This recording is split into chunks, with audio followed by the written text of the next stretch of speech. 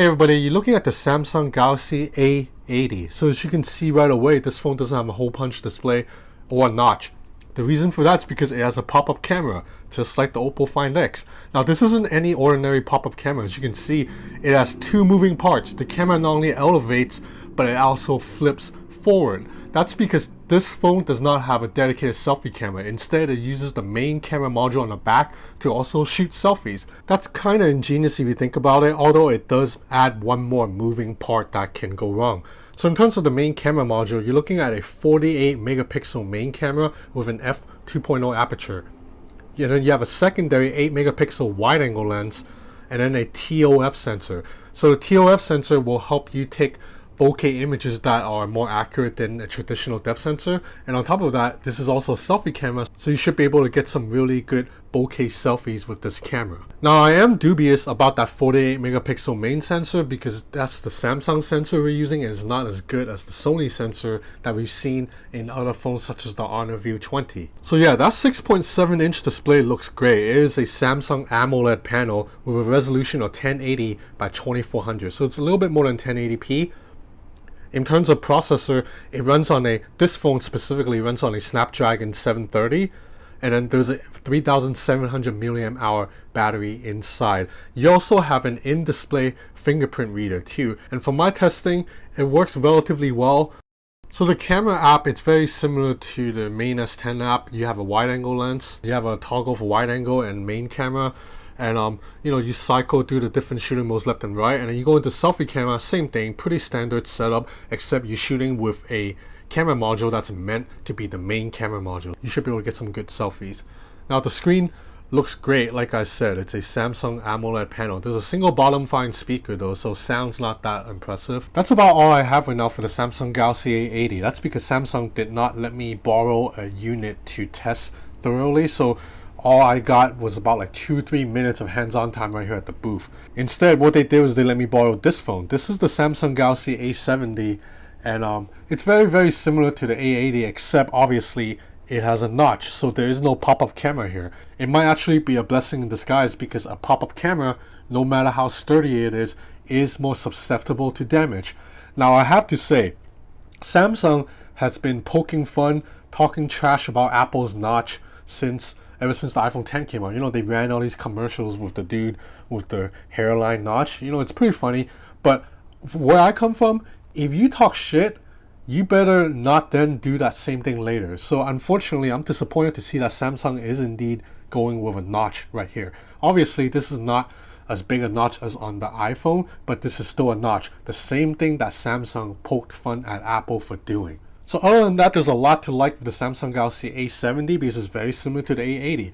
You have the exact same screen, so the same AMOLED panel, the exact same in-display fingerprint sensor. But the main camera now, instead of that 48 megapixel sensor, it's only a 32 megapixel sensor. I feel ridiculous saying only 32 megapixel, but it is what it is. And on top of that, this phone does not have that TOF sensor. So instead, this third camera is just a 5 megapixel depth sensor. So it's a pretty basic depth sensing setup that you see on like budget Chinese phones. The processor is also weaker. This phone runs on a Snapdragon 675 instead of the 730. But performance wise, you're not going to see much difference, with the only exception being the 675 cannot shoot 4K videos, so this phone can only shoot videos up to 1080p resolution. But the silver lining is the battery size has been increased dramatically. So this phone has a 4500 milliamp hour battery, 4500. That is freaking huge. It is the biggest battery in any mainstream phone right now, so this phone will definitely last you all day. Now in terms of performance, I haven't had much time to test this phone, but I'm not expecting any performance issues. I mean, the Snapdragon 675 with 6 gigs or 8 gigs of RAM in there depending on your configuration, so it should run very smoothly. So I also want to add that this phone is a mid-tier device, so it doesn't feel as nice as the Samsung Galaxy S10 Plus, but it feels a little bit better than typical mid-tier or budget Chinese phones, such as the Realme phones or Umi Digi or Vivo V15. So this is something I notice a lot in budget mid-tier phones. The display panel is completely flat and it'll kind of sharp right here in the corner, whereas when you use a flagship phone like an LG G8 or iPhone X, it curves right here too. So I'm happy to report that on the Samsung Galaxy A70, this part right here, it's not that abrupt, it's not that jarring. I mean, you can still feel a little rough edge here, but it's not that bad.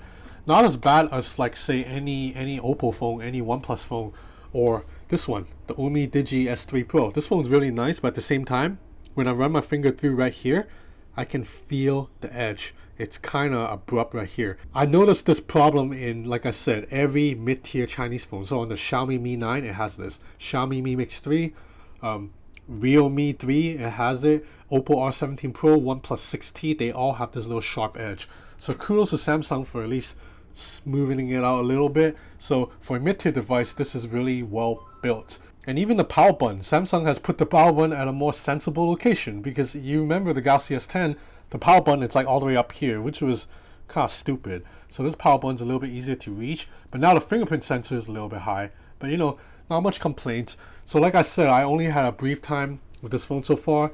I'm excited to try it out. I'm actually going to Korea in 2 days, so I will be taking this phone with me to Korea. So I'll be testing this phone back in its motherland. So I didn't really get to test the camera of the A80, but I got to play with the A70 a little bit already, and it's looking pretty good. Like about on par with a mid-tier device. This is a bokeh shot, so you check out edge detection is on point, and the depth of field, it's very natural. And I think video recording seems relatively stable. You can only record up to 1080p as I mentioned, so no 4K. And colors are looking a little bit dull, but we'll see if there's stabilization, because I'm about to walk right now.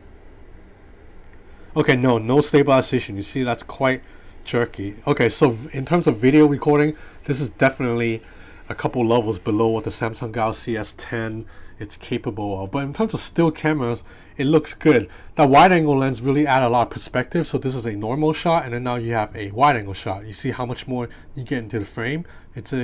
Should be a pretty impressive still camera. Alright, you know what we gotta do? We gotta do a video speaker test. So here goes. So we'll start at 50%. So bottom find speaker. We'll go up to max.